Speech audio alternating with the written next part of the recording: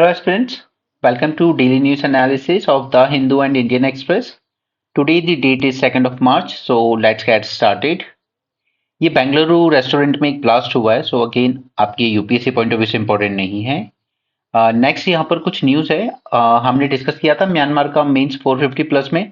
तब मैंने आपको बताया था अलग अलग रीजन में किस तरीके से अलग अलग एथनिक ग्रुप्स ने कंट्रोल कर रखा है। तो उन्हीं में से हमारे मिजोरम के आसपास का जो एरिया है वहां पर एक ग्रुप है अराकन आर्मी, राइट। इसने वहां पे कंट्रोल कर रखा है। तो हमारा एक Indian delegation led by Rajya Sabha member, ये इसने इनके साथ कुछ बातचीत भी की है। तो हमने जब म्यांमार इशू डिस्कस किया था तो हमने यही कहा था कि अब सिर्फ मिलिट्री जनता या फिर जो गवर्नमेंट इन एक्साइल है उससे बात करने से बात नहीं बनेगी। अगर हमें अपने इन्वेस्टमेंट, अपनी सिक्योरिटी, अपनी बॉर्डर सेफ गार्ड करनी है तो हमें वहां पर जो भी डोमिनेंट ग्रुप है इन सबके साथ टॉक्स हेल्ड करनी होंगी, और वही हमने किया है, राइट। क्योंकि देखिए मिजोरम के जो लोग हैं हमारे, वो कहते हैं कि हमारे इनके साथ एथनिक टाइज हैं, म्यांमार के साइड जो दूसरी कम्युनिटी रहती है। तो इन टाइज का एक प्रॉपर यूज किया जाए। सिर्फ हमने मिजोरम को दो चीजें कही थी कि आप बॉर्डर फेंस कर लीजिए, बायोमेट्रिक्स ले लीजिए, उसने मना कर दिया कि कह के कि हमारे टाइज हैं इनके साथ, ये हमारे ही लोग हैं। तो फिर इसी का यूज किया जाए एक सोशल बॉन्डिंग के लिए कि एटलीस्ट आपके यहाँ जो हो रहा है वो चीज हमारी कंट्री की जो सिक्योरिटी है, जो यहाँ पे इंसर्जेंट ग्रुप्स हैं उनको आप लोग सपोर्ट ना करें, और इससे हमारी नेशनल सिक्योरिटी खतरे में नहीं आनी चाहिए, राइट। यहाँ पर ना थोड़ी हवा ज्यादा चल रही है आज, तो शायद थोड़ा सा डिस्टरबेंस फील हो सकता है आपको। Okay, but I will try कि कम से कम हो ये डिस्टरबेंस, बट यहाँ पर मेरे कंट्रोल में नहीं है। ओके, विंडोज बंद है उसके बाद भी, बट यहाँ पर हवा की आवाजें आ रही होंगी। एनीवे, जब मैंने आपके साथ प्रीलिम सेशन डिस्कस किया था उसमें मैंने आपके साथ टाइगर्स वगैरह की बात की थी, तब वहां पर ये अलायंस के बारे में बताया था, International Big Cat Alliance, right. तो इंडिया चाहता है कि इसका एक सेक्रेटेरिएट बनाया जाए खुद इंडिया में, और इसमें बिग कैट्स वो सारे आ जाते हैं, टाइगर हो, लेपर्ड हो, राइनो हो, एलिफेंट, एवरीबॉडी। ओके, वो सारे जो बिग कैट्स कहते हैं ना वो सब आ जाते हैं। टोटल करीब 93 रेंज कंट्रीज हैं, जिनमें से 60 कंट्रीज ने रिटन कंसेंट दिया हुआ है। इसके बारे में और बात अंदर करेंगे। यहाँ पर गूगल ने डिलिस्ट कर दिया है कुछ ऐप्स को क्योंकि वो प्लेटफॉर्म फी नहीं दे रहे थे उनको।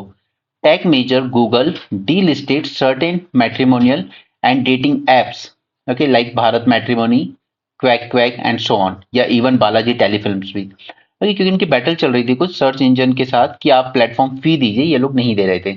खैर, आपके काम की बात भी नहीं है। जीएसटी कलेक्शन, जैसा मैं आपसे कहते आ रहा हूँ, कल हमने देखा था जीवीए जो हार्डली 6 पॉइंट समथिंग है, लेकिन हमारा जो जीडीपी, क्योंकि हम जीवीए में टैक्सेस ऐड करते हैं और सब्सिडीज माइनस करते हैं, राइट। आप टैक्सेस बढ़ाते जा रहे हैं, सब्सिडीज रिड्यूस किए जा रहे हैं। ओके, तो उससे क्या हो रहा है कि हमारी जीडीपी जो है वो बहुत ही इन्फ्लेट होकर दिख रही है। फिर ये हार्डली कहीं 6.8 समथिंग है जीबीए, जबकि ये आपका ऑलमोस्ट 8.5 के आसपास दिखा रहा है, all thanks to high rate of GST. ठीक है, तो ये दिखाता है यहाँ पर कितना जीएसटी आया इस बार, 1.68 lakh crore. This is the fourth highest monthly collection ever. Okay, growth कितनी देखी गई है इसमें, 12.54%। तो ये गवर्नमेंट के लिए तो अच्छी है, but from public consumer perspective अच्छी नहीं है, क्योंकि ये आपकी पॉकेट से पैसे और ज्यादा विड्रॉ कर लेती है। यानी कि अल्टीमेटली क्या हो रहा है कि आपकी जो परचेसिंग पावर थी वो परचेसिंग पावर रिड्यूस हो जाती है, और परचेसिंग पावर रिड्यूस होने का मतलब ये है कि मार्केट में डिमांड अब कम आएगी, और मार्केट में अगर डिमांड कम आएगी ना तो फिर कंपनीज का प्रोडक्शन भी कम हो जाएगा। वो प्रोडक्शन कम करेंगी, जब मार्केट में डिमांड ही कम है तो फिर क्यों करें प्रोडक्शन। प्रोडक्शन कम करेंगी तो और ज्यादा अनएम्प्लॉयमेंट बढ़ेगा, उन्हें ज्यादा वर्कर्स की जरूरत ही नहीं है, राइट। और इनडायरेक्टली गवर्नमेंट के टैक्सेस पर भी असर पड़ता है कि ये अगर प्रोडक्शन ज्यादा करती तो इनको भी प्रॉफिट होता है, ये कॉर्पोरेशन टैक्स पे करते, ये और लोगों को एम्प्लॉयमेंट देते, तो वो इनकम टैक्स पे करते, तो गवर्नमेंट के टैक्सेस बढ़ते हैं। ठीक है, लेकिन यहाँ गवर्नमेंट की जो पॉलिसीज है, जो हाई टैक्सेस लगाए जा रहे हैं पब्लिक पे, इससे इकोनॉमी हमारी और ज्यादा सफर कर रही है, वो और ज्यादा बुरे हाल में जा रही है। इवन अश्नीर ग्रोवर ने भी एक जगह अभी एक शो में बोला था, दी फाउंडर ऑफ भारत पे, कि इस देश में टैक्सेस बहुत हाई हैं, ये कम होने चाहिए। यहाँ पर श्रीलंका यहाँ पर हम लोग एक हाइब्रिड पावर प्रोजेक्ट लगा रहे हैं। हाइब्रिड यानी अलग अलग सोर्सेज से, एक ही जगह पर अलग अलग सोर्स से, लाइक वहां पर कोल से ही बनाया जा रहा है, सोलर से ही बनाया जा रहा है, विंड से भी बनाया जा रहा है, उसको कहते हैं हाइब्रिड पावर प्रोजेक्ट। ठीक है, चाइना को आउट कर दिया वहां से और इसने बेंगलोर की एक कंपनी को पैक दिया है। तो ये सिर्फ आप इंडिया श्रीलंका के रिलेशनशिप के टर्म्स में बात करेंगे। जैसे हमने वहां पर कुछ ऑयल रिजर्व्स हुआ करते थे, ठीक है, ऑयल रिजर्व वहां पर हम अपना ऑयल रख रहे हैं और ये वर्ल्ड वॉर सेकेंड के टाइम बनाए थे ब्रिटिशर्स ने, जिनको अब हम यूज कर रहे हैं। ओके, तो ये कॉपरेशन था। दूसरा, अडानी ग्रुप ने यहाँ पर एक विंड पावर प्रोजेक्ट में विंड पावर प्रोजेक्ट में इन्वेस्ट किया था। उसी तरीके से हमारा एनटीपीसी ने भी एक पावर प्रोजेक्ट में इन्वेस्ट किया और अब ये एक बेंगलुरु बेस्ड कंपनी है, इसने भी इन्वेस्ट किया है यहाँ पर। ठीक है, नॉर्दर्न श्रीलंका में जो सबसे ऊपर जो आपको एरिया दिखता है उसको हम कहते हैं जाफना पेनिनसुला। ठीक है, पेनिनसुला का मतलब ये होता है कि वो 3 साइड से समंदर से घिरा होगा। ठीक है, इसलिए हम लोग अपने इंडिया को भी कई बार रेफर करते हैं एज इंडियन पेनिनसुला। ये 3 आइलैंड हैं जाफना के पास ही हैं, जो नेदुनथीवु, नैनातीवु एंड अनालईतीवु नहीं पूछे जाएंगे आपसे, मैं सिर्फ आपको बता रहा हूँ। ठीक है, यहाँ पर थ्रू ग्रांट असिस्टेंस ये इंप्लीमेंट किया जाएगा। सोलार विंड दोनों कैपेसिटीज यूज की जाएंगी, इसलिए हाइब्रिड कह रहे हैं। This is the third India backed energy project coming into Sri Lanka, specially north east region. मैंने आपको बताया नॉर्थ ईस्ट, जो ये इधर का नॉर्थ और इधर का थोड़ा सा ईस्ट, ये है जहां पर वो तमिल इंसर्जेंसी चली थी, ओके, लिट्टी ग्रुप वाली। फिर ये श्रीलंका की जो बाकी एरिया है, यहाँ की आर्मी ने इन सबको खत्म किया। ओके, तो पहले एनटीपीसी ने एक प्रोजेक्ट इन्वेस्ट किया था, एक अडानी ग्रुप ने इन्वेस्ट किया था और एक अब ये इसने इन्वेस्ट किया है।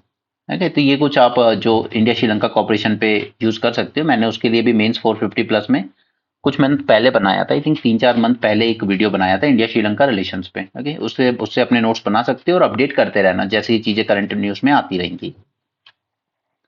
उड़ीसा, लेपर्ड्स की बात मैंने आपको उसके उसके कंटेक्स्ट में की थी, जब हमने प्रीलिम्स की रिवीजन सीरीज में देखा था। इनफैक्ट कल रात को भी हमने रिवीजन किया है इसका, लेपर्ड्स का। ठीक है, स्नो लेपर्ड हो, क्लाउडेड लेपर्ड हो या ये नॉर्मल वाला लेपर्ड हो, इन तीनों के स्टेटस वल्नरेबल है, IUCN स्टेटस वल्नरेबल है। ठीक है, साइट के अपेंडिक्स 1 में आता है। सिमिलरली हमारे वाइल्ड लाइफ प्रोटेक्शन एक्ट के शेड्यूल 1 में आता है। फिर एक फेमस त्रिपुरा में इसकी एक प्रॉपर नेशनल पार्क है। ठीक है, वहां पर ही इसका क्लाउडेड लेपर्ड का प्रोटेक्शन किया जाता है। उड़ीसा में शार्प डिक्लाइन देखा गया है लेपर्ड पॉपुलेशन में, और क्यों देखा गया? Mostly due to poaching.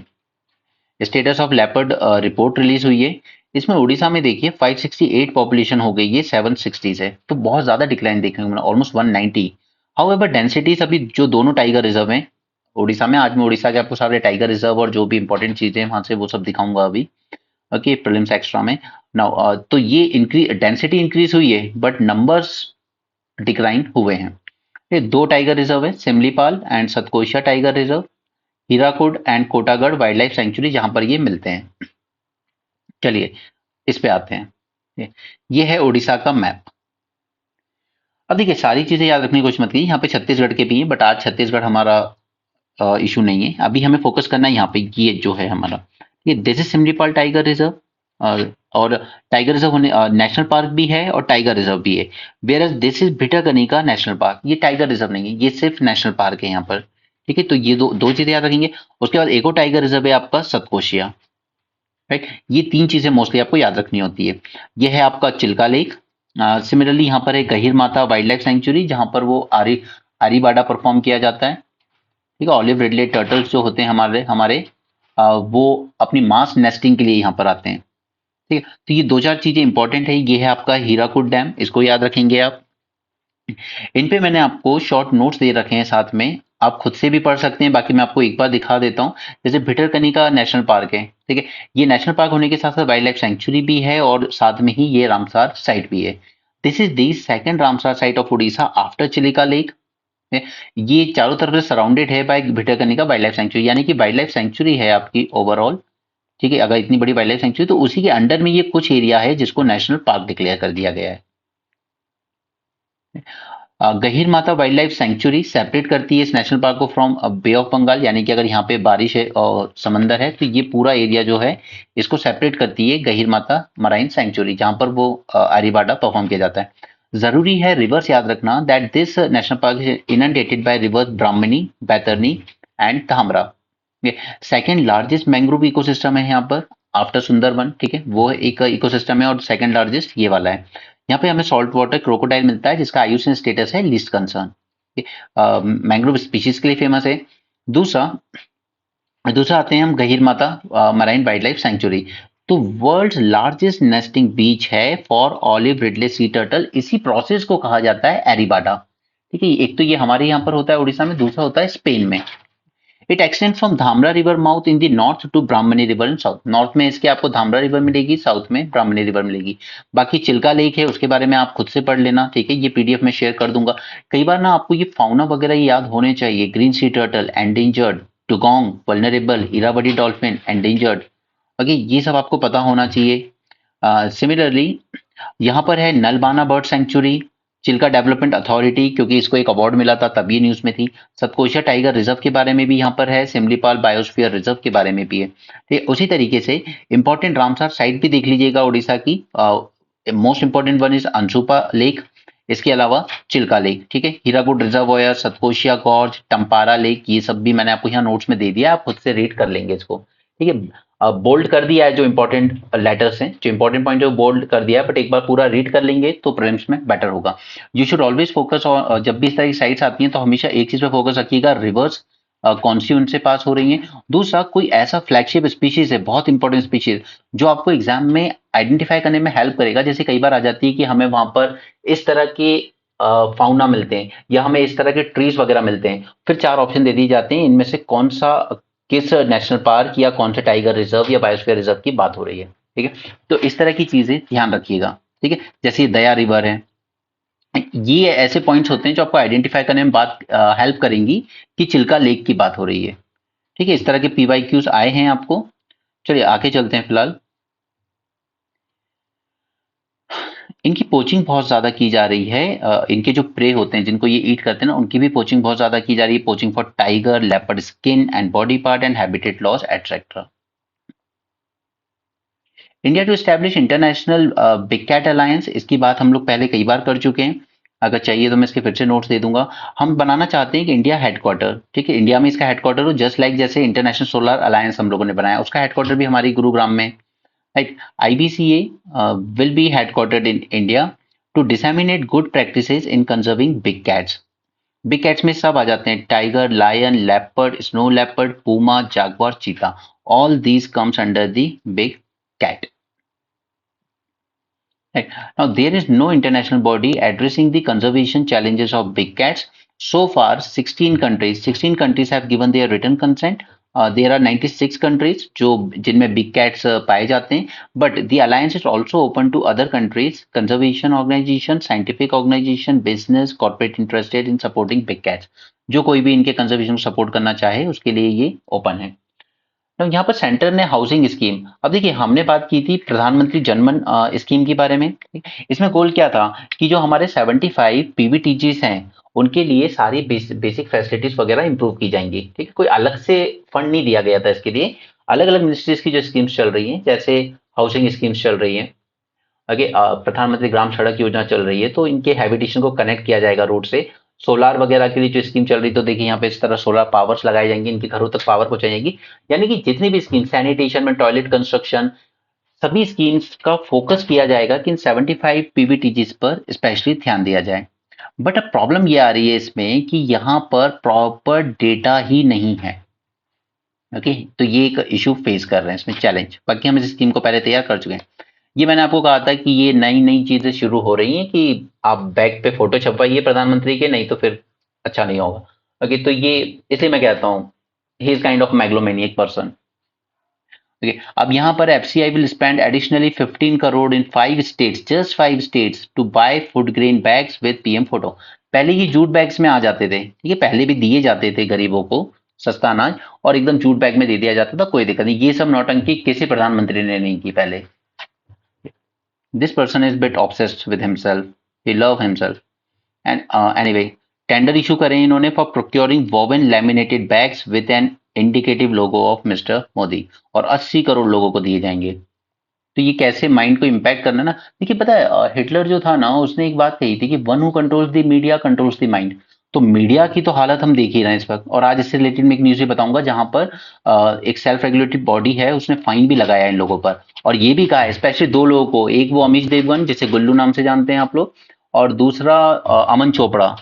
Okay, जैसे आप I am forgetting his name. Okay, ऐसा ही है कुछ, स्नेक वगैरह के नाम से फेमस है वो भी। ओके, दोनों पे फाइन लगाया गया है कि आप जहर उगल रहे हो, आप नफरती पत्रकारिता कर रहे हो, आप कम्युनल हेट्रेड स्प्रेड कर रहे हो। और मैंने आपको एक बहुत बड़ा एग्जांपल भी दिया था राहुल गांधी के रिस्पेक्ट में, उसकी बात अभी अगले इंडियन एक्सप्रेस पेपर में करेंगे हम। ओके, तो पहले ये दिया जाता था अनब्रांडेड 50 kg जूट सैक, वो जो बोरे कहते हैं ना अपन लोग, ब्राउन कलर के, were used to disburse grain. The branding of bags with faces of political figure have begun in 2024. तो अब ये इन्होंने किया है, ऐसी हरकतें फिर स्टेट लेवल पर भी शुरू हो जाएंगी, वहां भी मुख्यमंत्री अपने उसमें करने लगेंगे। और अगर कोई स्कीम, अगर कोई भी चीज विधायक अपने एमपी लाइट फंड से चला रहा है या एमपी अपने एमपी लाइट फंड से चलाएगा, तो वो भी यही सब करेगा। तो इन्हीं में पब्लिक का पैसा डाइवर्ट करते रहिए और यंगस्टर्स को कहिए सेल्फ एम्प्लॉयड हो जाइए, जॉब्स मत मांगिए। एनीवे, यूएस ड्रोन सेल होंगी। यहाँ पर यूएस ने हमें sale of 31 MQ-9B high altitude long endurance UAV. ठीक है, लॉन्ग एंड्योरेंस का मतलब है कि ये काफी टाइम तक हवा में अपना काम कर सकता है। ठीक है, बार बार इसको ग्राउंड पे नहीं आना पड़ेगा। और ये डील है वर्थ ऑलमोस्ट $4 बिलियन।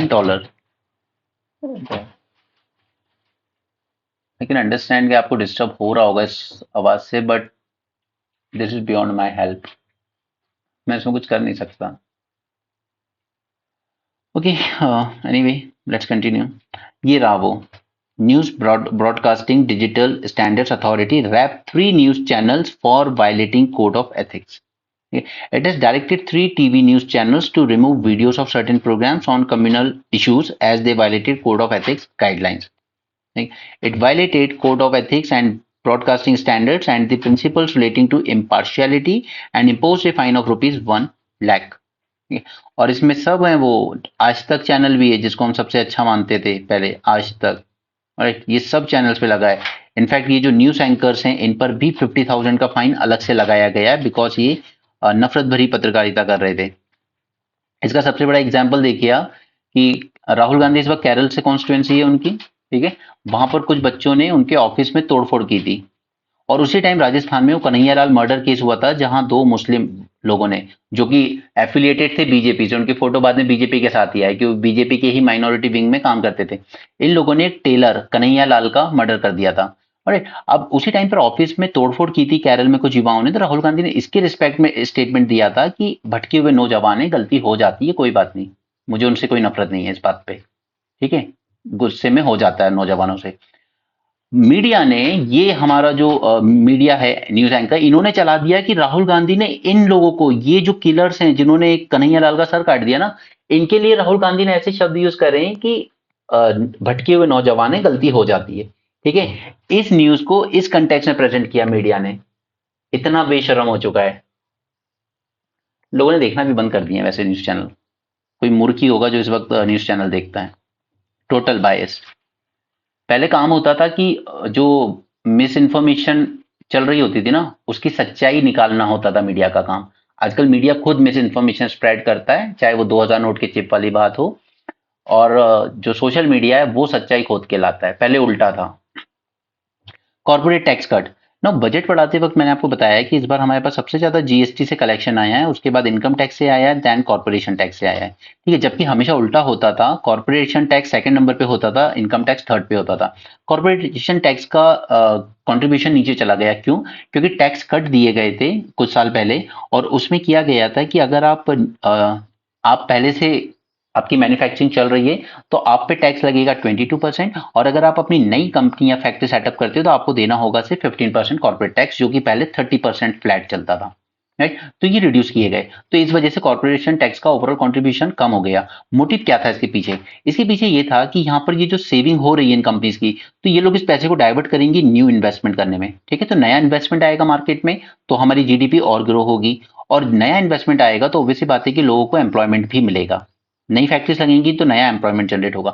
तो मोटिव ठीक था कि रिड्यूस कीजिए टैक्स को ताकि इन्वेस्टमेंट बढ़े और एम्प्लॉयमेंट ज्यादा जनरेट हो, बट उसके बेनिफिट उतने ज्यादा दिखे नहीं। right? Government decision to slash corporate tax rate in late 2019 was a well considered move to attract investment. Okay, इनसे क्वेश्चन पूछा गया था यहाँ पे about the efficacy of corporate tax cut and the production link incentive scheme, some of which may be fuelling capital intensive investment. ठीक है, तो ये यहाँ पर ये जो स्कीम है ना पीएलआई, ये मैं आज आपके साथ कवर करूंगा इन प्रीलिम्स रिवीजन सीरीज, और उस वीडियो को ओपन भी रखूंगा सबके लिए। ओके, तो वहां पे हम बात करेंगे इसके बारे में कि आपको प्रीलिम्स में किस तरीके से पूछी जा सकती है। अब बाकी देखिए, इंपॉर्टेंट तो ये है कि आपको अप स्किल करने की जरूरत है अब खुद को, क्योंकि पहले जिस तरीके से जॉब चलती थी वैसे नहीं चलेंगी। आजकल रोबोटिक्स डिजिटाइज हो रहे हैं सारे ऑपरेशन, तो आपको वो सब चीजें आनी चाहिए। इंडिया पैलेस्टीन इशू की बात करते हैं। अब इसको समझने के लिए आपको एक बार उसकी हिस्ट्री में जाना चाहिए, जो मैंने आपको साथ मेंस 450 प्लस में एक वीडियो बनाया था अबाउट इजराइल पैलेस्टीन कन्फ्लिक्ट। ये वहां पे आपको मैंने पूरा एक्सप्लेन किया था कि इनकी एक्चुअली हिस्ट्री है क्या, क्यों बार बार ये 1967 बॉर्डर बीच में आ जाती है, राइट? जो इंडिया भी सपोर्ट करता है, इंडिया भी यही कहता है कि एक इंडिपेंडेंट पैलेस्टीनियन स्टेट बनना चाहिए, टू स्टेट सॉल्यूशन, और 1967 की वॉर के पहले जो बॉर्डर थी उसी बॉर्डर के बेसिस पे बनना चाहिए ताकि सफिशिएंट टेरिटरी हो। लेकिन 1967 के बाद क्या हुआ कि इजराइल इधर जो वेस्ट बैंक है, ठीक है, और इधर गाजा है, ऊपर है गोलन हाइट्स जो कि एक्चुअली सीरिया की टेरिटरी है। यूएन ने कहा भी है कि ये रिटर्न करना चाहिए इसराइल को, बट वो नहीं करता है। तो वो ना गोलन हाइट्स में इधर वेस्ट बैंक में यहाँ पर जेरूसलम है, तो वेस्ट जेरूसलम इसराइल को दिया गया, ईस्टर्न जेरूसलम पैलेस्टीनियंस को दिया गया। बट उसने ईस्टर्न जेरूसलम और यहाँ पे ये जितने भी वेस्ट बैंक है ना, इनमें इलीगल सेटलमेंट बना लिए अपने। तो इसराइल हमेशा आगे आगे बढ़ता चला गया, ठीक है, उसने अपने सेटलमेंट्स आगे बढ़ाता चला गया। ठीक है, तो 67 की बॉर्डर ने जितना था उस टाइम, उससे कहीं ज्यादा पे इसराइल इस वक्त ऑक्यूपाई करके बैठा हुआ है। ठीक है, तो अब ये तो इम्पॉसिबल है कि वो वापस से वहां से हटेगा, बट फिर भी सभी एम्फेसाइज करते हैं कि 1967 की बॉर्डर पे बनाइए पैलेस्टीनियन स्टेट को, बट होना थोड़ा मुश्किल है। तो यहाँ पर इन्होंने पूरा वही आर्टिकल लिखा है जो मैं आपके साथ वहां पे काफी कुछ डिस्कस कर चुका हूँ। Historically India has been firm supporter of Palestinian cause, क्यों? Okay, since time of Gandhi ji. उनका मानना था कि जूइश को पैलेस्टीनियंस की जमीन पे लाके बसाना ठीक नहीं है। Then Israel flourished in the past 3 decades and New Delhi maintained a careful balance. हमने एक बैलेंस बना के रखा है between its new partnership and historical commitment towards Palestine. Israel के साथ पार्टनरशिप करना है, जरूरी है, ठीक है, टेक्नोलॉजिकली बहुत आगे, डिफेंस से बहुत आगे, हमें कॉपरेशन चाहिए उसका।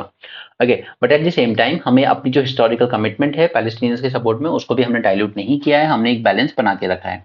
बट हाउएवर 1991 में after the dissolution of USSR, तो फिर यूएस से ही एक पावर बन गया था और इसराइल उसका बेटा मान लो आप, ठीक है। इसराइल टेक्नोलॉजी में, चाहे वो टेक्नोलॉजी डिफेंस से रिलेटेड हो या एग्रीकल्चर से रिलेटेड हो, टेक्नोलॉजी में इसराइल ने बहुत तेजी से प्रोग्रेस की, और यूएसएसआर के डिसोल्यूशन के बाद ही हमने यहाँ पर डिप्लोमेटिक रिलेशन स्टैब्लिश करे इसराइल के साथ। तब तक तो हमने डिप्लोमेटिक रिलेशन स्टैब्लिश भी नहीं करे थे, क्योंकि हम यूएसएसआर को कहीं ना कहीं नाराज नहीं करना चाहते थे, बिकॉज वो ये मानता था कि Israel is kind like a child of USA. तो अगर आप इसराइल के करीब, अगर इंडिया इसराइल के करीब जा रहा है, यानी इनडायरेक्टली वो यूएस के कैंप में जा रहा है, और हम फॉलो कर रहे थे नॉन अलाइंड मूवमेंट वाली पॉलिसी, ठीक है। लेकिन जब यूएसएसआर डिसॉल्व हो गया तो फिर हमारे पास कोई रीजन नहीं रहा कि हम इसराइल से अब दूर रहें, तो हमने डिप्लोमेटिक रिलेशन यहाँ पे स्टैब्लिश कर लिए, ठीक है। लेकिन उसके बाद भी कभी कोई प्रधानमंत्री इसराइल डायरेक्ट नहीं गया, ये मोदी जी गए सिर्फ 2017 या 18 में, 17 में गए थे। ओके, नाउ तो अब क्योंकि अब अरब स्टेट्स की अगर हम बात करें तो वो तो खुद ही पैलेस्टीनियन कॉज को आजकल डाइल्यूट करने पे लगे हैं। अब उन्हें खुद ईरान ज्यादा बड़ा खतरा दिखता है रादर देन पैलेस्टीनियन कॉज। तो ये अरब स्टेट तो खुद इसराइल के साथ अपने रिलेशन इंप्रूव कर रहे हैं कि हमें टेक्नोलॉजी चाहिए आपसे, हमें डिफेंस कॉपरेशन चाहिए, ठीक है, हमें सिक्योरिटी चाहिए, हमारे पास पैसा बहुत है, लेकिन हमें टेक्नोलॉजी चाहिए आपसे, ठीक है, ताकि हम लोग ईरान का जो डर है शिया सुन्नी वाली कन्फ्लिक्ट, ठीक है, इसको काउंटर कर सकें। जब अरब ही इसराइल के इतना करीब जा रहा है तो फिर हमें क्यों इतना सोचना है, राइट? और हमें भी वही चीजें चाहिए। हमने इनके साथ क्या बनाया, I2U2 बनाया, ठीक है, इसराइल के साथ, ताकि टेक्नोलॉजी कॉपरेशन और बढ़ाया जा सके।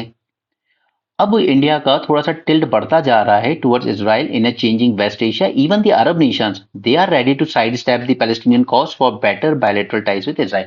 और ये सब करीब आ रहे थे इसराइल के, अरब स्टेट जितने हैं, इजिप्ट, सऊदी अरेबिया, यूएई, ये सब इसराइल के करीब आ रहे थे।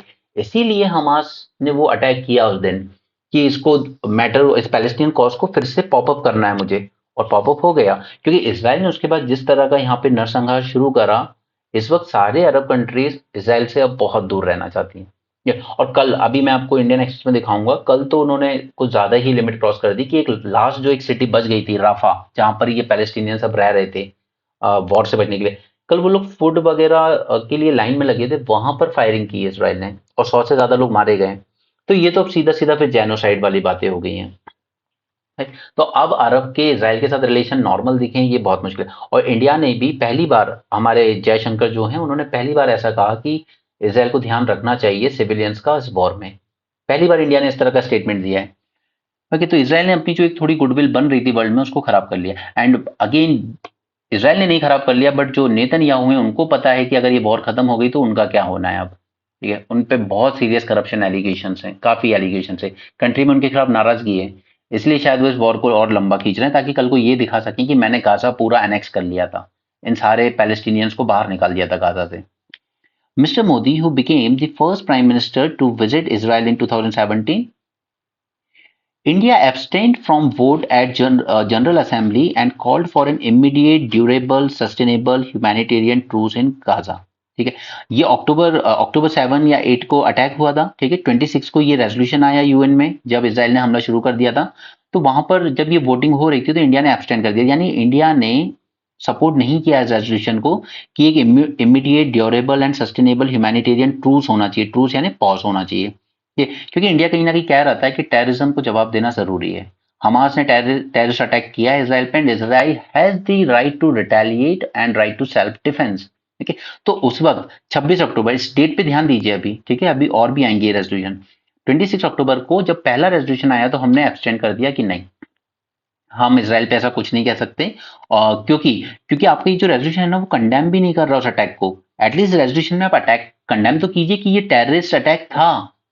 ठीक है, कंडेम भी नहीं किया था इस रेजोल्यूशन ने, इसलिए इंडिया ने कहा हम इसके ना फेवर में वोट कर रहे हैं ना अगेंस्ट में, हम एब्सटेन रहेंगे। ठीक, हमने वोट ही नहीं किया। Evolving approach now, when General Assembly voted on a resolution to partition Palestine into a Jewish state and an Arab state and international city Jerusalem in November 1947, India along with Pakistan and Arab bloc voted against it। ठीक है, अब देखिए हमने कभी हिंदू मुस्लिम angle से नहीं देखा इस इशू को। पाकिस्तान, अरब, ये सब ने जब पहली बार ये रेजोल्यूशन आया था 1947 में कि दो स्टेट बना देते हैं, तो इसको इन अरब और इन सब ने तो अगेंस्ट में किया ही वोट। पाकिस्तान, सारे अरब कंट्रीज की नहीं, कोई दो स्टेट नहीं बनेंगे। इंडिया ने भी कहा हाँ नहीं बनने चाहिए दो स्टेट, क्योंकि हम भी पार्टीशन देख चुके थे उस टाइम 1947 में। हम लोग देख चुके थे कि ये रिलीजन के नाम पे बनने वाले स्टेट ठीक नहीं है। उनका ये मानना था कि ये तो वैसी बात हो गई जैसा मुस्लिम लीग ने इंडिया में किया। उनका ये मानना था जवाहरलाल नेहरू का, that having gone through the horrors of partition should not support the partition of a Palestine। But when state of Israel was declared, जब ये डिक्लेयर किया गया कि एक इसराइल बन गया है 1948 में, तो इंडिया ने अडॉप्ट कर ली प्रैग्मेटिक लाइन, यानी कि जो रियलिटी उसको एक्सेप्ट कर लिया। और 1950 में, ठीक है, 2 साल बाद जाकर 1950 में हमने रिकग्नाइज किया इसराइल को, but stop short of establishing diplomatic relation. हमने रिकग्नाइज कर लिया इसराइल को कि चलिए आप होंगे स्टेट, बट हम फुल डिप्लोमेटिक रिलेशन स्टैब्लिश नहीं करेंगे आपके साथ अभी। ठीक है, और हमने 91 तक नहीं किया, 92 तक नहीं किया in fact.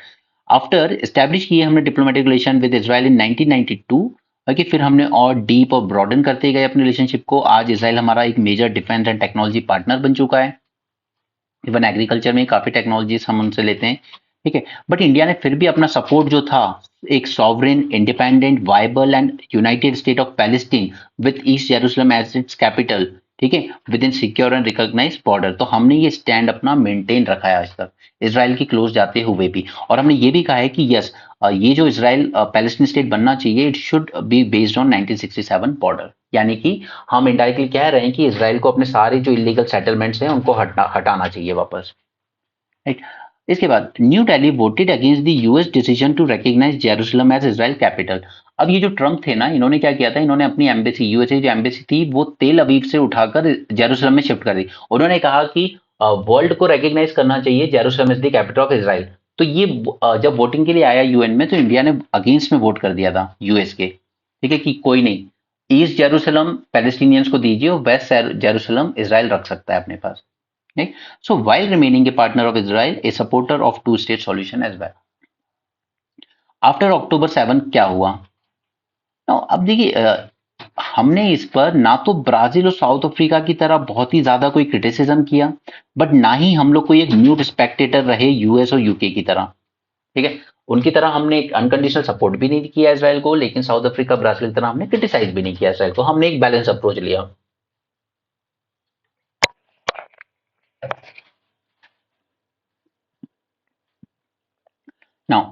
November 12, India voted in favor of a resolution that condemned Israel's settlements in the occupied Palestinian territories, including East Jerusalem and occupied Syria Golan Heights. Okay, यहाँ पे हमने फेवर में वोट किया, यानी इसराइल के अगेंस्ट हमने condemn किया Israel को कि आपने ये इलीगल सेटलमेंट्स क्यों कर रखे हैं, राइट। तो ये दिखाता है कि इंडिया इंडिया काफी प्रैग्मेटिक अप्रोच लेके चलता है। अभी मैंने आपको यहाँ पे दिखाया था, हाँ, अक्टूबर 26, ठीक है, अक्टूबर 26 को हमने क्या किया, हमने एब्सटेंड कर दिया वोटिंग से कि नहीं, कोई ट्रूस नहीं होना चाहिए, इसराइल को पूरा अधिकार है रिटेलिएट करने का, ठीक है। वहां से आते आते जब हम नवंबर में आए तो यहाँ पे हमने इसराइल को कंडेम भी किया कि आप ये इलीगल सेटलमेंट्स क्यों बना के बैठे हो इनकी टेरिटरी में। उसी के 2 हफ्ते बाद हमने फिर फेवर में वोट किया on another resolution that express the deep concern over Israel continuing occupation of Syrian Golan Heights. India supported A resolution that called for an immediate humanitarian cease fire. अब दिसंबर में जाके हमने कहा कि सीज फायर होना चाहिए, उस टाइम अक्टूबर में हमने मना कर दिया था, अब हमने कहा कि इमीडिएट सीज फायर होना चाहिए। And December 19 it voted for Palestinian right for self determination. हमने फिर से अपना स्टैंड वही रखा कि पैलेस्टीनियंस को उनका खुद का एक देश मिलना चाहिए। No, but सच ये है कि one cannot have a two-state solution if Israeli settlements continue in Palestinian territory, okay? And ये solution डिप्लोमेसी से आना चाहिए, ना कि वॉर से। तो एक तरफ तो यूएस कहता है हाँ टू स्टेट सॉल्यूशन ठीक है, but at the same time वो बोलता नहीं है इसराइल को कि आप अपने इलीगल सेटलमेंट्स तो रोकिए वहां पर। एटलीस्ट इंडिया बोलता है, उसने वोट किया अगेंस्ट में कि आप इलीगल सेटलमेंट्स क्यों बना रखे हैं आपने, और उस बेसिस पर हम लोग कहते हैं कि टू स्टेट सॉल्यूशन होना चाहिए। बट यूएस कुछ अलग ही है, वो क्रिटिसाइज भी नहीं करेगा आपके इलीगल सेटलमेंट्स को, बट कहता रहता हाँ टू स्टेट सॉल्यूशन होने चाहिए। अगर आप इलीगल सेटलमेंट बना के बैठे हो किसी के घर में तो फिर वो दो स्टेट सॉल्यूशन वाली बात कहां से आएगी। Okay, so there is a call for immediate end to violence, support dialogue, condemn settlements and in principle back Palestinian right to self-determination. India के इंटरेस्ट की बात करें तो यहाँ पे इसराइल का जो ऑफेंसिव है वो अभी तक 30,000 से ज्यादा लोगों की जान ले चुका है। It has displace nearly 90% of Gaza population of 2.3 crore and sorry, it is one of the gravest humanitarian tragedies. South Africa took Israel to International Court of Justice. Brazilian president ने भी अक्यूज किया इसराइल को of committing genocides. China repeatedly called for a ceasefire. Russia is hosting different Palestinian factions including Hamas. India India cannot ignore these voices and sentiments. अभी मुनिच security conference हुई थी Europe में, ठीक है, Europe में मुनिच चल रहा था, उसी टाइम इंडिया में रायसीना डायलॉग चल रहा था। इन दोनों को भी आज डिस्कस करेंगे। Last month that Israel should be and should have been mindful of civilian casualties. ये मिस्टर जयशंकर ने कहा मुनिच सिक्योरिटी कॉन्फ्रेंस में। पहली बार इंडिया ने इस तरह की बात कही है कि at least Israel should be mindful of civilian casualties, जो कि 30,000 से ऊपर हो चुकी हैं। पोस्ट अब्राहम अकॉर्ड चीजें ठीक हो रही थी, बट अब लगता है कि अरब इजराइल कंसिलिएशन अभी तो पॉसिबल नहीं है। तो ये जो IMEC प्रोजेक्ट भी था ये शायद वेट करना होगा। तो मुझे जो लगता है यूपीएससी अब आपसे ये नहीं पूछेगा IMC मेंस में, मुश्किल है, ठीक है। आपको लगेगा कि न्यूज में ये रीजन रहा है तो ये पूछा जाएगा, पर मेंस में अब पूछने के चांसेस कम है क्योंकि ये होल्ड पे चला जाएगा प्रोजेक्ट। मुश्किल है कि इस पे कोई मूवमेंट हो। How this continue to target vessels in the red sea. और सिर्फ यहाँ पे ना वेसल्स पे ध्यान मत दीजिए, अंडर सी केबल्स जिससे पूरा इंटरनेट कंट्रोल होता है ना, वो उस पर भी अच्छा खासा थ्रेट है। Again there is risk of wider conflict in the region. Israel, Iran, America सब इसमें इन्वॉल्व होते जा रहे हैं। ओके, और मैंने आपको यहाँ से जो जो अलग अलग टेररिस्ट ग्रुप एक्टिव है ना वो सब बताएं। रेड सी में अलग अलग कंट्रीज के उस डोमेन में आने वाले पोर्ट्स के नाम भी बताएं, क्योंकि ये चीजें आपको प्रीलिम्स में पूछी जाएंगी। राइट, नेक्स्ट जीनोम सीक्वेंसिंग की बात है तो इसका सबसे इमीडिएट और अच्छा कोई एप्लीकेशन अगर अभी हमें देखने को मिल सकता है बहुत जल्द, तो वो मिलेगा डिजीज क्योर में, ठीक है, या आप कह लीजिए कि कस्टमाइज थेरेपी या मेडिसिन बनाने में।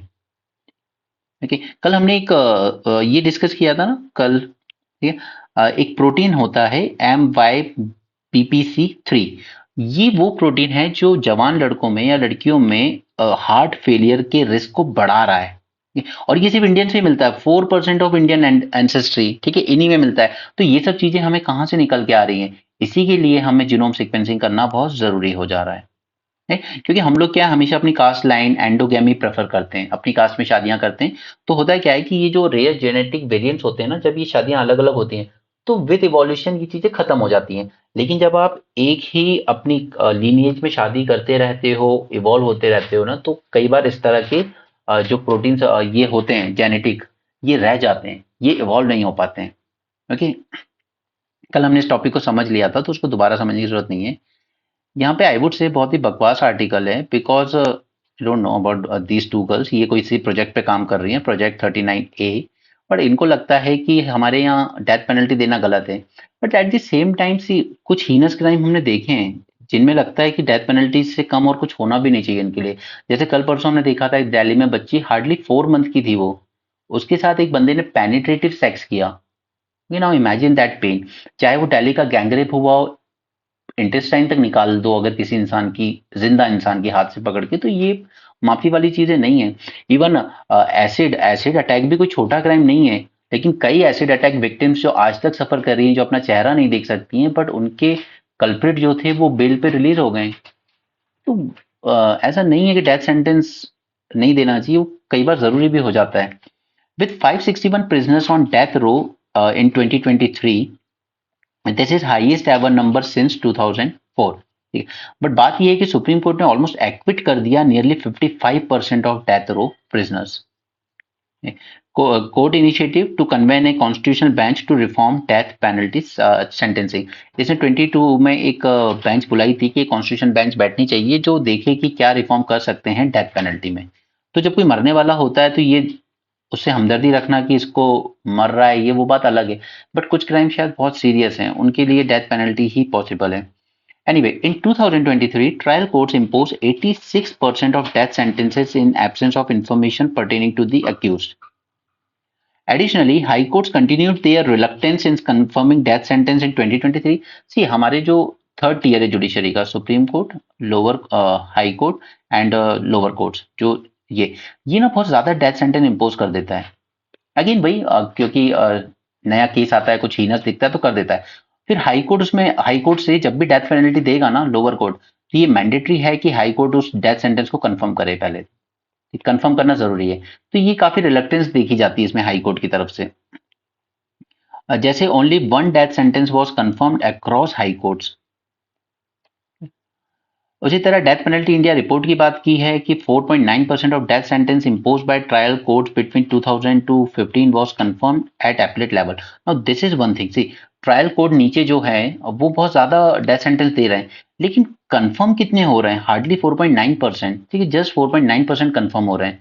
तो हो सकता है कि या तो पुलिस की तरफ से अच्छे एविडेंस नहीं हो रहे हैं, प्रोवाइड नहीं किए जा रहे हैं, या फिर फैब्रिकेटेड एविडेंसेस दिए जा रहे हैं। तो लोअर कोर्ट जो होता है वो डेथ पेनल्टी इंपोज कर देता है, लेकिन जब अपील जाती है हाई कोर्ट में या सुप्रीम कोर्ट में तो वो उसको कंफर्म नहीं कर रहे हैं। तो acquittals have been outcomes of fabricated evidence, manipulated FIRs, possibility of tampered forensic evidence and dubious recoveries of incriminating evidence by the police. However, the growing number of acquittals by Supreme Court in death penalty cases create an urgency to recognize the very high chances of error in a criminal system. अब इन दोनों को लगता है कि ये सिर्फ error की वजह से हो रहा है कि डेथ पेनल्टी इंपोज हो रही है लोअर कोर्ट पे, लेकिन सुप्रीम कोर्ट उसको माफ कर दे रहा है या कम्यूट कर दे रहा है। ठीक, तो ये पॉइंट आप अपने आंसर में as a further point use करेंगे ये जस्टिफाई करने के लिए। अगर क्वेश्चन आता है कि इंडिया शुड, कई कंट्रीज ने डेथ पेनल्टी को अबॉलिश कर दिया, तो क्या इंडिया को भी कर देना चाहिए? तो उसमें आप इसको सिर्फ एक फॉर्डर पॉइंट की तरह यूज करेंगे कि हाँ, सपोर्ट में एक बार को कह सकते हो कि सुप्रीम कोर्ट जितने ज्यादा एक्विटल दे रहा है, the high number of acquittals by supreme court in death penalty cases, तो ये एटलीस्ट एक बात तो बोलता है कि शायद कहीं ना कहीं कुछ एरर हो रही है, तो हमारे इन्वेस्टिगेशन को इंप्रूव करने की जरूरत है पहले तो। ऐसे मैं इन दोनों को इतना मैच्योर नहीं मानता कि ये इस चीज के बारे में बोल सके। ये जब तक आप सेफ एनवायरनमेंट में रहते हो तब तक आपको लगता है कि डेथ पेनल्टी क्रूएल है, लेकिन जब आप जितना ज्यादा सोसाइटी में हो रहे क्राइम को डीप एनालिसिस करते हो तो आपको लगता है नहीं, कुछ जगहों पे डेथ पेनल्टी जरूरी भी है। Death row prisoners live in constant distress due to ever looming fear of execution. तो डिस्ट्रेस होना भी चाहिए, क्योंकि कई बार क्या है, फांसी की सजा भी कम हो जाती है, लेकिन वो जो फांसी की सजा का डर होता है ना, सालों साल जेल में रहते हुए, वो जरूरी भी होता है जिस तरह की क्रुएल्टी आपने परफॉर्म की है किसी के साथ। हमने ऐसे केस भी देखे हैं जहां पर एक सोने की चेन झपटने में आपने इंसान को खींच दिया और वो लेडी ट्रक के नीचे जाके कुचल गई। डिस्ट्रेस तो उसकी फैमिली ने भी सफर किया होगा, बट जस्ट बिकॉज कि आपने 4-5 साल ट्रायल के दौरान जेल में गुजार लिए तो हमदर्दी होने लगे आपसे कि ये बंदा ऑलरेडी इतना वक्त जेल में गुजार चुका है या इसको रिफॉर्म होने का मौका दिया जाए, तो no, that can't be justified. ठीक है, हमारे यहाँ इतने टफ लॉस होने के बाद भी रेप केसेस क्यों बढ़ रहे हैं? और सिर्फ रेप केसेस नहीं बढ़ रहे हैं, पिछले कुछ सालों में देखा गया है कि बच्चियों के अगेंस्ट होने वाले रेप केसेस बहुत ज्यादा हो रहे हैं। ठीक है, जिनको हम टीनेज भी नहीं कह सकते, उससे भी छोटी बच्चियों के साथ 8 साल, 10 साल, 12 साल, ये तो कोई रीजन नहीं होता। कुछ तो ऐसे भी केस आए जिसमें इनने कह दिया कि वो मुझसे नशे में हो गया गलती से। This are not valid point, right? तो वो ऐसे केस में डेथ पेनल्टी जरूरी हो जाती है। This is just ridiculous. So आप जहां भी नेशनल लॉ यूनिवर्सिटी में पढ़ रहे हो वहां ठीक है, सेफ एनवायरनमेंट पे रहते हैं, तब तक लगता है कोई दिक्कत नहीं है, छोटी बात है। जब वो चीज सोसाइटी में देखते हो तब समझ में आ जाती है। ए majority A majority of death row prisoners are needlessly subjected to the horrors of death row before their acquittal or commutation. Needlessly. Okay, so article काम का नहीं था, but at the same time I would say कि हमेशा जरूरी नहीं है कि आप न्यूज़पेपर में जो पढ़ रहे हो वो बहुत अच्छा ही हो। सिर्फ हमारे काम का तो यहाँ पे एक ही पॉइंट था कि चलिए सुप्रीम कोर्ट के एक्विटल्स देख सकते हैं, पर जरूरी नहीं है कि जिसने आर्टिकल लिखा है वो उतनी मैच्योरिटी होल्ड करता है, उसने भी देखी नहीं है इतने क्राइम्स। कॉलेज में आप 20-21 साल की उम्र में आपने इतना नहीं देखा होता है कि वो फैमिली किस तरीके से सफर कर रही है जिसके साथ ये ट्रेजेडीज हो रही हैं। एनीवे, अब यहाँ पर देखिए कई यूरोपियन कंट्रीज ने भी कहा है there should be probe in Gaza massacre. जो कल हुआ ना कि लोग अपना खाना वगैरह लेने के लिए खड़े थे लाइन में, वहां पे आपने फायरिंग करवा दी। ये तो ये अब इसराइल ने कुछ ज्यादा कर दिया है। एनीवे, आगे चलते हैं। ये साउथ कोरियन प्रेसिडेंट ये कह रहे हैं कि यूनिफिकेशन की बात करनी चाहिए आपस में, north north Korea and south Korea को, रादर देन एक दूसरे को धमकी देने की बजाय। डब्ल्यूटीओ मीट चल रही है, वही 3 इश्यूज हैं अभी, फिशरीज वाले, ठीक है, फूड सिक्योरिटी वाला, इंडिया का जो एमएसपी वगैरह जो प्लान है, और तीसरा ई कॉमर्स वाला जो मोरिटोरियम लगा था 1996 में, अब इस मोरिटोरियम को खत्म करना चाहिए। ये 3 मीटिंग के कंसर्न चल रहे हैं, जब कुछ निकल के आएगा तब देखेंगे। यहाँ पर हमने अभी बात की थी ना अंडर सी केबल्स, इंटरनेट वाली, undersea cable disruptions expose India crucial telecom vulnerability. तो ये भी सेफ गार्ड करना जरूरी है हमें हाउदी रेबल्स से। ओके, आज हिंदू में ज्यादा नहीं था, बट इंडियन एक्सप्रेस में काम की चीजें हैं हमारी। Okay, see UN chief France and Germany and others demand probe. ये इसराइल ने बहुत ज्यादा कर दिया है कल। Pressure mounted on Israel over the death of Palestinians queuing for aid. वो एड के लिए लाइन में लगे हुए थे, queuing for aid in incident during which its soldiers fired at the crowd. Israeli forces had killed more than 100 people trying to reach a relief convoy near Gaza City early. PM attack Mamata, इनका कहना है कि जो India alliance है, India bloc, ये अब silent क्यों है, ये कुछ क्यों नहीं बोल रहा है? हाँ बिल्कुल बोलना चाहिए, क्योंकि उस आदमी ने जो किया है बहुत गलत किया है। ठीक है, but at the same time आप भी नहीं बोले थे कभी मणिपुर पे। राइट, यहाँ पे देखिए वही न्यूज है, take down shows that spread hate. तो ये रेगुलेटर जो है ना, ये बहुत जल्दी जाग गया नींद से।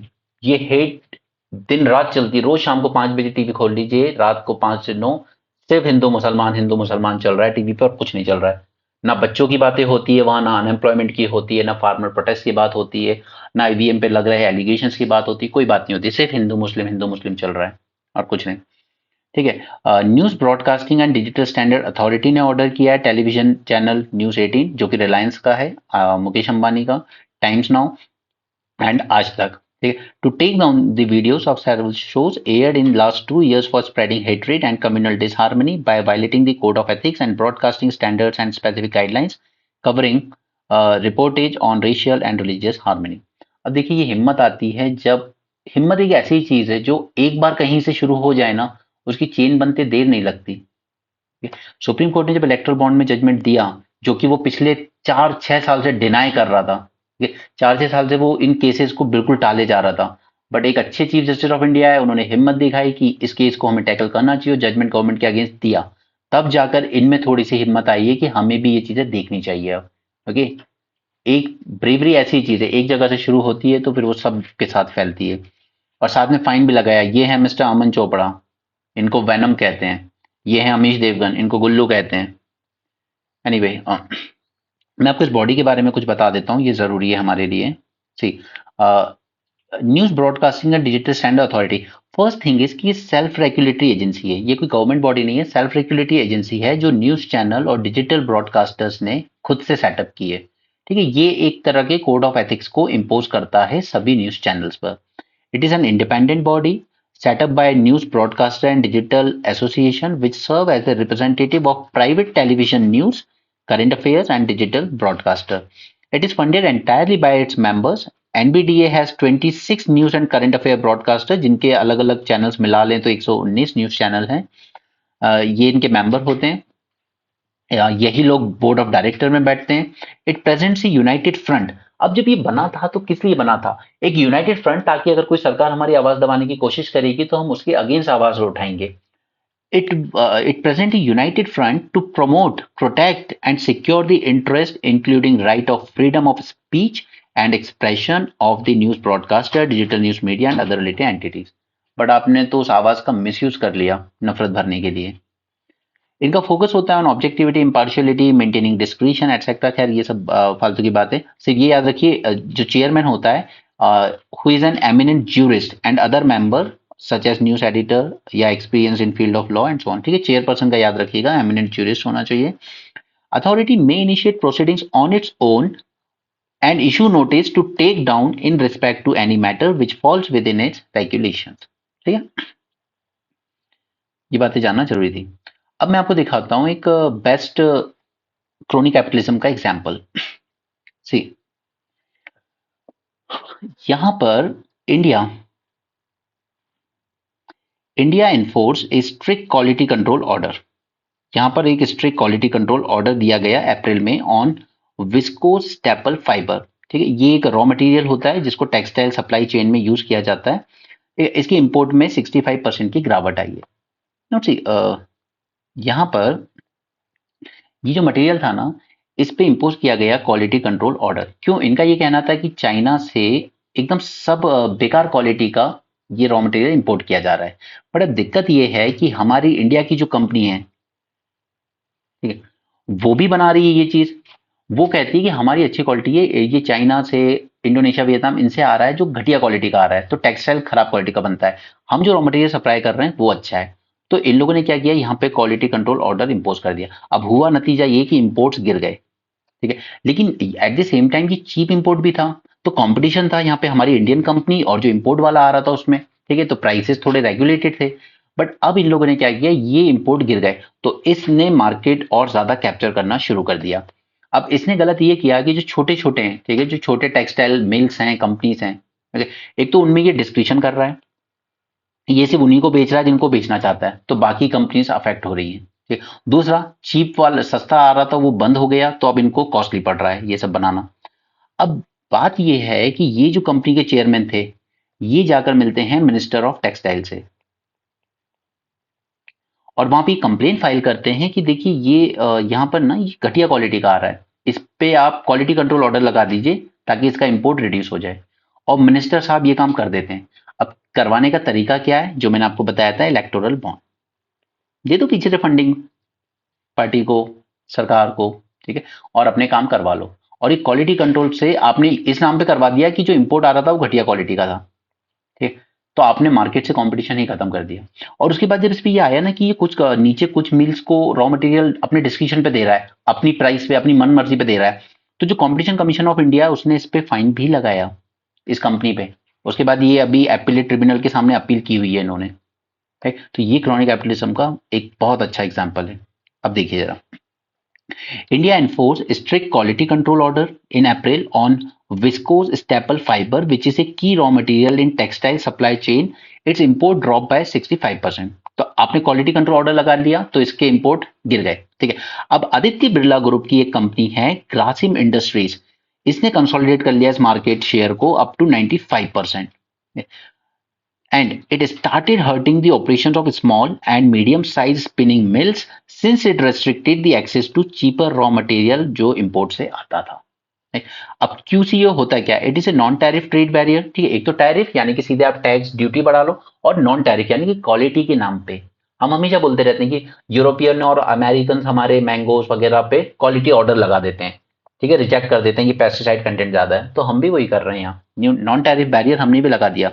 It bars manufacturers, importers and distributors from storing और selling a product without a license from BIS that certifies specific quality standard being met। अब यहाँ पर ये जो ग्रासिम इंडस्ट्रीज हैं, द लार्जेस्ट VSF प्रोड्यूसर, जो इस VSF को प्रोड्यूस भी कर रहा है, ये आपका विस्कोस स्टेपल फाइबर को, ठीक है, इसने 18 मंथ पहले, ये ऑर्डर आने के 18 मंथ पहले इसने लॉबी किया था मिनिस्ट्री ऑफ टेक्सटाइल से, वहां पर कंप्लेन की थी कि सब स्टैंडर्ड का इंपोर्ट आ रहा है from Indonesia and China.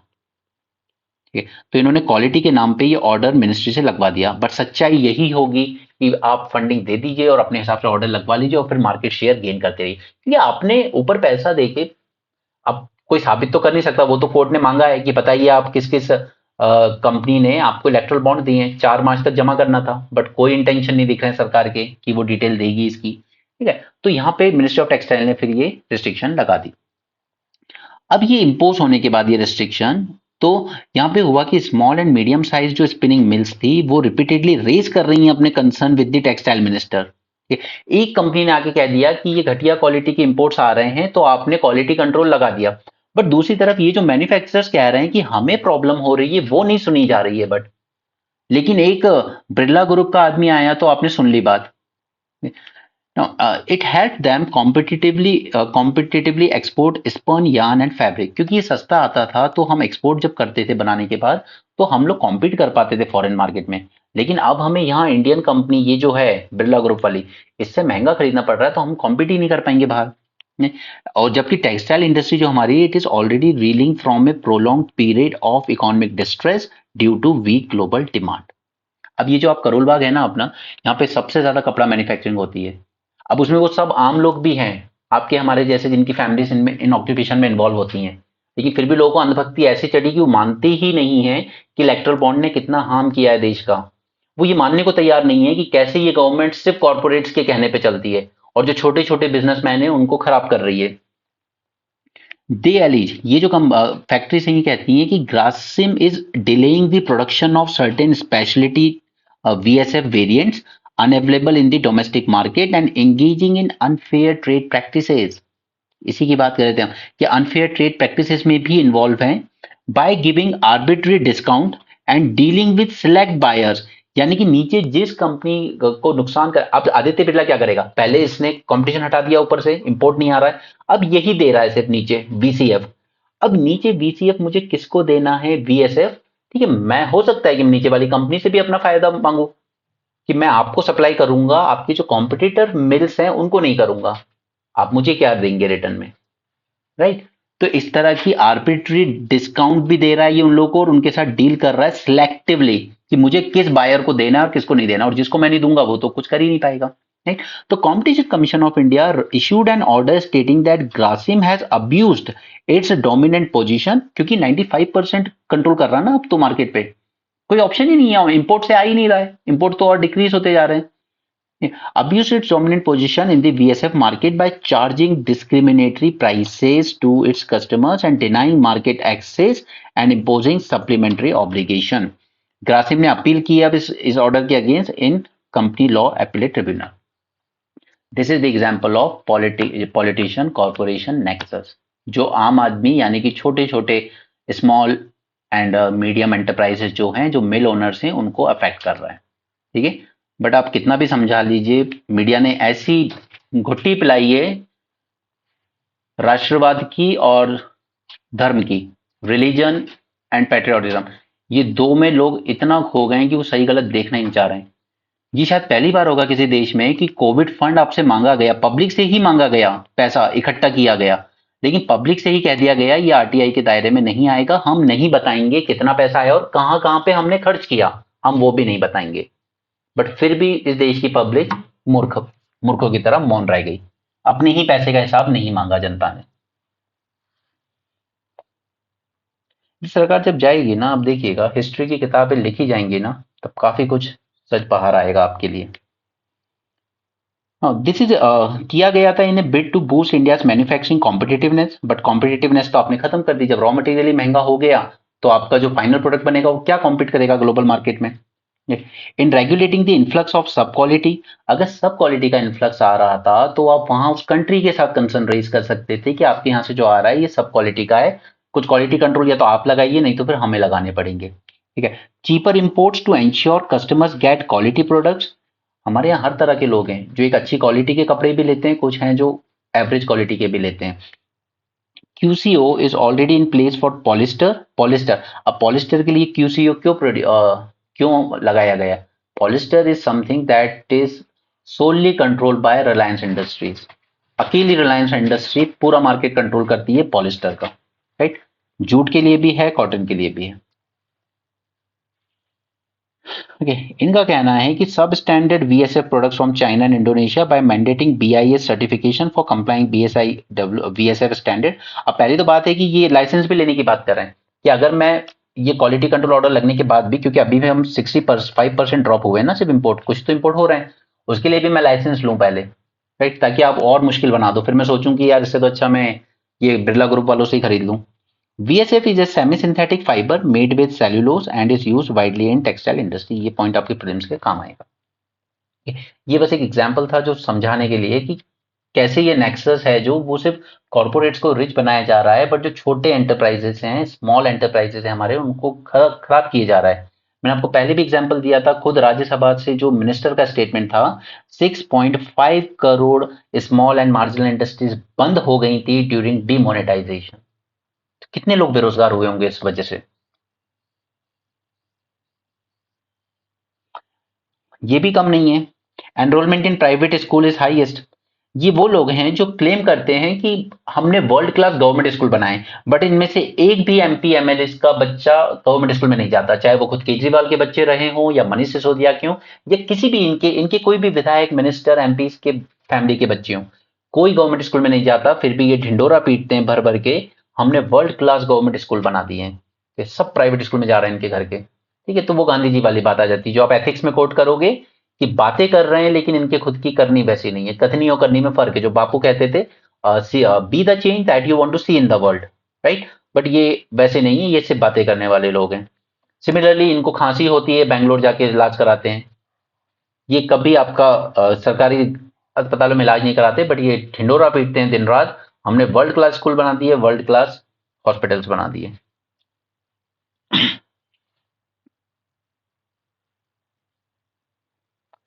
Rethink decision to seal India Myanmar border, Nagaland ने कहा सेंटर से, तो हम बात कर चुके हैं ना ऑलरेडी इन बारे में। नागालैंड हो गया, ठीक है, मिजोरम हो गया, ये इन सब के टाइज हैं यहाँ पे। जबकि जो मणिपुर है वो मिताई डोमिनेटेड है, वो चाहता है बॉर्डर सील हो, ये लोग चाहते हैं नहीं सील हो। अब इस बार कहा जा रहा है कि एलनीनो का इम्पैक्ट अभी भी है, तो हो सकता है कि हमें समर और ज्यादा गर्मी देखने को मिले और ज्यादा हीट वेव्स देखने को मिले। यहाँ पे बस ये डील साइन की है अमेरिका के साथ हमने, जेट इंजन फॉर मिसाइल्स और वो ड्रोन्स वगैरह की जो हमने बात की थी पीछे, UAVs। ये सुप्रीम कोर्ट का जो केस आया था, जो हमने कल भी बात की थी इसके बारे में, कि पहले पहले हाई कोर्ट ने कह दिया था कि अगर हम लोग कोई स्टे दे रहे हैं, जैसे ट्रायल कोर्ट है नीचे, ठीक है, ट्रायल कोर्ट में कोई चार्जेस फ्रेम होने वाले हैं किसी के अगेंस्ट। अब एक बात ये याद रखिए कि चार्जेस फ्रेम जब होने वाले हैं ना, तो फाइनल वर्डिक्ट नहीं दिया कोर्ट ने, वो सिर्फ उसने ये कहा है कि इसके खिलाफ चार्जेस फ्रेम करो। चार्जेस फ्रेम करने के टाइम पर भी मैं हाई कोर्ट में जाकर स्टे ऑर्डर ले सकता हूं कि मेरे अगेंस्ट चार्जेस फ्रेम किए जा रहे हैं, ये रोकिए। फिर हाई कोर्ट मुझे एक स्टे ऑर्डर दे सकता है। तो पहले पहले जब ये सुप्रीम कोर्ट में मैटर गया तो वहां पर सुप्रीम कोर्ट की पुरानी बेंच ने 2018 में कह दिया था कि ये जो स्टे ऑर्डर है ना, ये सिर्फ 6 मंथ तक वैलिड होंगे। अब आपको पता ही है कि कोर्ट केसेस लंबे चलते हैं, तो 6 मंथ बाद मेरे अगेंस्ट चार्जेस फ्रेम करना शुरू कर देंगे ये लोग, फिर से 6 मंथ तक वैलिड होते हैं। तो फिर ये 3 जज बेंच ने जजमेंट दिया था कि 6 मंथ तक वैलिड होंगे। अब 5 जज बेंच, कॉन्स्टिट्यूशनल बेंच बैठी, उसने कहा कि नहीं, ऐसा कुछ नहीं है, ये 6 मंथ वाली बात हम गलत है, ठीक है, इसको हम ड्रॉप कर रहे हैं, राइट। बस ये है पूरा case. Concerned High Court had granted a stay at some stage of the trial. Now ये बात याद रखिएगा, trial courts decisions can be challenge at any stage, किसी भी स्टेज पर। अभी फाइनल जजमेंट नहीं दिया ट्रायल कोर्ट ने, फिर भी मैं जाके चैलेंज कर सकता हूँ, not just at the final stage after verdict is delivered. तो ये एक इंपॉर्टेंट पॉइंट है आपके एग्जाम के लिए।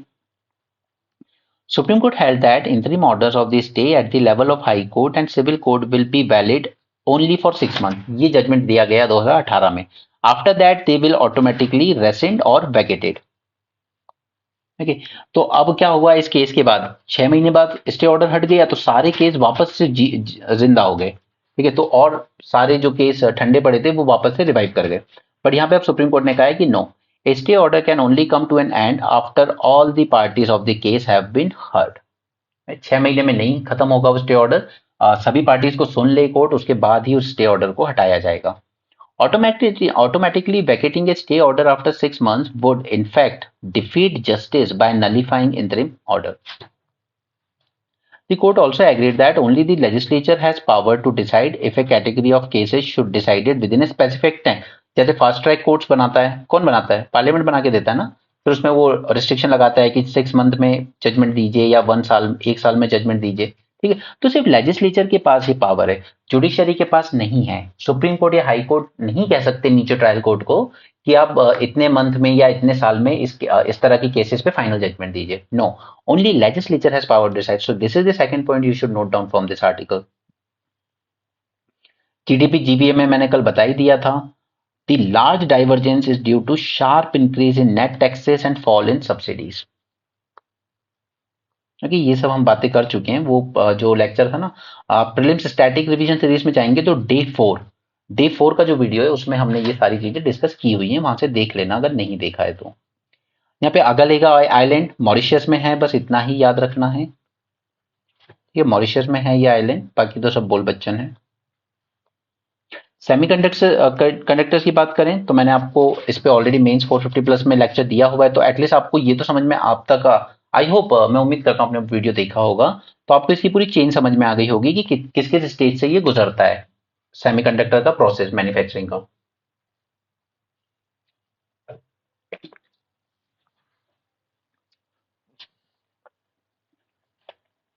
यहाँ पर 3 project worth 1.26 lakh crore approve किए हैं कैबिनेट ने। पहला फैब्रिकेशन प्लांट लगेगा धोलेरा में। यही सबसे डिफिकल्ट स्टेज होती है, बाकी डिजाइनिंग, असेंबली, टेस्टिंग, पैकेजिंग वो इतनी टफ स्टेज नहीं है, फैब्रिकेशन सबसे टफ है। ठीक है, टाटा ग्रुप लगाएगा एक ताइवानीज पार्टनर के साथ मिलकर। ठीक है, और इसकी कॉस्ट बताई जा रही है 91,000 करोड़। उसके अलावा एक टाटा एक और प्रोजेक्ट लगाएगा, वो सिर्फ एक असेंबली प्लांट होगा असम में। ठीक है, उसी तरीके से एक और थर्ड प्रोजेक्ट लगेगा सनत गुजरात में। ठीक है, तो ये 3 प्रोजेक्ट हैं। और माइक्रोन टेक्नोलॉजी ये पहले पुराना प्रोजेक्ट है, ऑलरेडी चला रहा है, लेकिन ये सिर्फ असेंबल करेगा। यहाँ पे सिर्फ असेंबल, फैब्रिकेशन का कोई प्लांट नहीं है, ये पहला प्लांट बनेगा टाटा ग्रुप का ताइवानीज पार्टनर के साथ। गवर्नमेंट ने यहाँ पर इंसेंटिव की स्कीम लेकर आई थी 76,000 करोड़ की चिप इंसेंटिव स्कीम। ठीक है, और ये जो स्कीम है ना, ये हर स्टेज के लिए बेनिफिट देगी, आपको सब्सिडी हर स्टेज पे देगी। ऐसा नहीं कि आप फैब्रिकेशन यूनिट लगाओगे तो ही आपको यहाँ से गवर्नमेंट की तरफ से इंसेंटिव मिलेगा। नो, आप चाहे डिजाइनिंग की लगा लीजिए, फैब्रिकेशन की लगा लीजिए, टेस्टिंग, असेंबली या पैकेजिंग, किसी के भी लिए लगा लीजिए, आपको इंसेंटिव मिलेगा। यानी कि ये जो स्कीम है जो इंसेंटिव दे रही है, ये चिप की हर स्टेज पर लागू होगी। ठीक है, ये पॉइंट याद रखेंगे। It offers physical support and state government can offer additional incentive as well to attract the investment. For instance Micron का जो प्रोजेक्ट है उसमें देखिए, प्रोजेक्ट की टोटल कॉस्ट है 2.75 बिलियन रुपीज, बट इसमें से जो कंपनी है वो कितने खर्च कर रही है? सिर्फ 825 मिलियन रुपीज। ठीक है, जस्ट 30% कॉस्ट कंपनी कर रही है, बाकी 50% सेंटर दे रहा है और 20% गुजरात गवर्नमेंट दे रही है। तो कौन कौन नहीं करना चाहेगा बिजनेस? जब 70% अगर मेरी खर्चे गवर्नमेंट बियर करेगी तो 30% करके मैं लगा ही लूंगा प्लांट। तो आई थिंक ये थोड़ा ज्यादा भी दे रही है गवर्नमेंट। अगर ऐसे करके आप अट्रैक्ट कर भी रहे हो तो आई डोंट थिंक कि इतना ज्यादा अच्छा है वो। एनीवे, इससे ज्यादा तो आप इतनी सब्सिडीज अगर अपने छोटे छोटे इंडस्ट्रीज को देते ना, स्मॉल एंड मीडियम एंटरप्राइजेस को, जो कि 40% एक्सपोर्ट करते हैं इंडिया का। ठीक है, एक छोटी इंडस्ट्रीज को तो लोन में ही फंसे रह जाती है सालों साल, तो 70% बहुत ज्यादा होता है। एनीवे, उसके बाद भी कोई ज्यादा इंप्रूवमेंट देखने को हमें मिला नहीं। मैंने आपको बताया था 10 नैनोमीटर से लेस की अगर चिप है ना तो वो सबसे एडवांस मानी जाएगी, क्योंकि यूएसए किसी के साथ शेयर करना पसंद नहीं करता। तो हम यहाँ पे बना रहे हैं 28 nanometre, 50 nanometre and 55 nanometre. US have put in place attractive schemes to facilitate investment. US भी कह रहा है कि यहीं पे बनाइए, अमेरिका में ही बनाइए, और वो उसके लिए पूरा एक पैकेज भी दे रहा है। अभी वर्ल्ड में 3 country, south Korea, Taiwan and China, ठीक है, चाइना ताइवान को क्लेम करता ही है अपना, ये 70% कंट्रोल करती हैं मैन्युफैक्चरिंग सप्लाई। ठीक है, बाकी का 30% यूएस और जापान कंट्रोल करती हैं। कई इंटरनेशनल कंपनीज हैं जिन्होंने रिसर्च एंड डेवलपमेंट लैब लगाई हुई है इंडिया में, इसलिए मैं कह रहा हूँ डिजाइनिंग में इंडिया अच्छी स्टेज पर है। प्रॉब्लम है फैब्रिकेशन स्टेज में।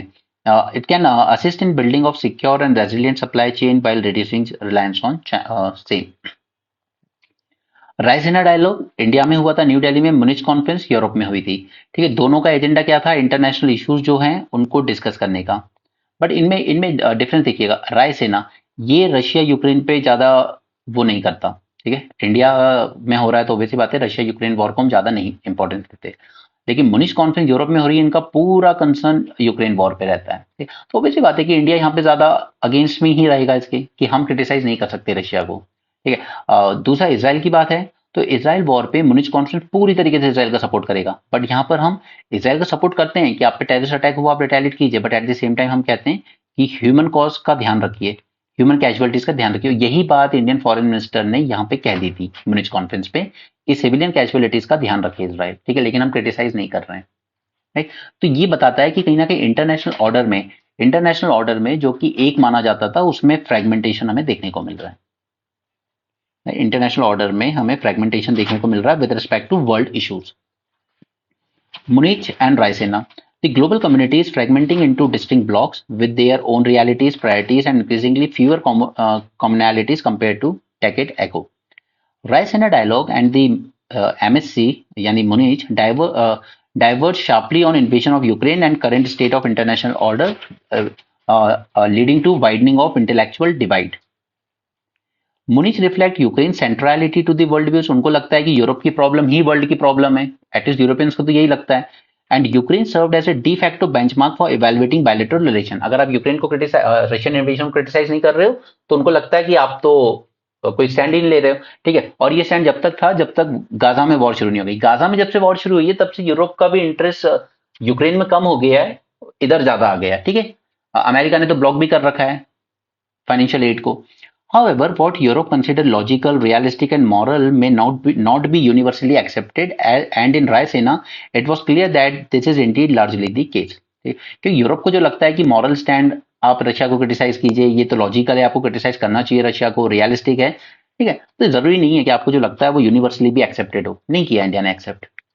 India's growing influence and its evolving strategic approach shifting from non-alignment to multi-alignment. Both conference currently have limited participation from China. China दोनों में ज्यादा पार्टिसिपेट नहीं करता। यहाँ पे हमने थीम रखी थी Chaturang, conflict, contest, cooperate and create. ये याद रखिएगा, इस तरह के वर्ड आपके आंसर को अच्छा बनाते हैं।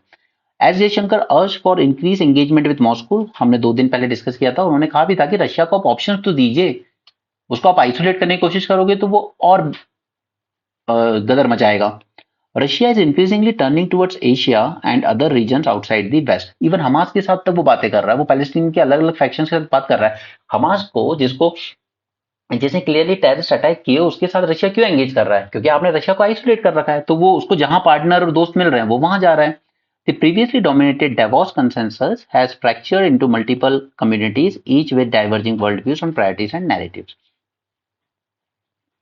ये इन्होंने सिर्फ इस कंपनी के रिस्पेक्ट में लिखा है, निविडिया। ठीक है, और ये आर्टिफिशियल इंटेलिजेंस में बहुत बड़ा रेवोल्यूशन कर रहे हैं, बट आपके यूपीएससी पॉइंट ऑफ व्यू से नहीं है। ऐसे किसी कंपनी के बारे में हमें जानने की जरूरत नहीं है। ठीक है, कि उसकी प्रोग्रेस क्या है, कैसी है। रशियन ऑयल इंपोर्ट वो ऊपर नीचे होते रहते हैं, स्टेबल थे फरवरी में। अब वो डिस्काउंट नहीं देता हमें ज्यादा, तो हम लोग ज्यादा उससे इंपोर्ट भी नहीं कर रहे हैं। गूगल ने रिमूव कर दिए इंडियन एप्स कुछ फीस की वजह से, जैसे मैट्रिमोनियल साइट वगैरह। यहाँ पे ओपन एआई, मस्क ने सूट फाइल किया है ओपन एआई और उसके सीईओ जो हैं अल्टमैन के अगेंस्ट। इन्होंने कहा है कि हम तीनों ने मिलके, एक और आदमी है, हम तीनों ने मिलके पहले ये सब प्लान किया था और हमने सोचा था हम चैट जीपीटी को ओपन रखेंगे वर्ल्ड के लिए। ठीक है, बट ये लोग प्रॉफिट वाली कंपनी बना के इसको कन्वर्ट कर दिया इन्होंने। ठीक है, open source non profit company बनाने की बात हुई थी, but the startup established in 2015 is now focused on making money.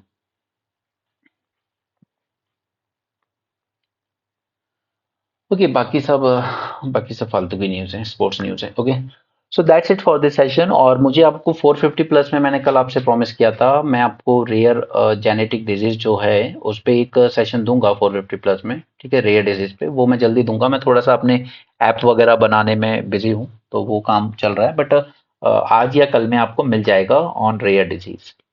इस पे मेंस 450 प्लस सेशन करेंगे क्योंकि इंपॉर्टेंट है, मेंस में आ सकता है। ठीक है, so that's it for this session. Thanks for joining, have a great day and keep learning.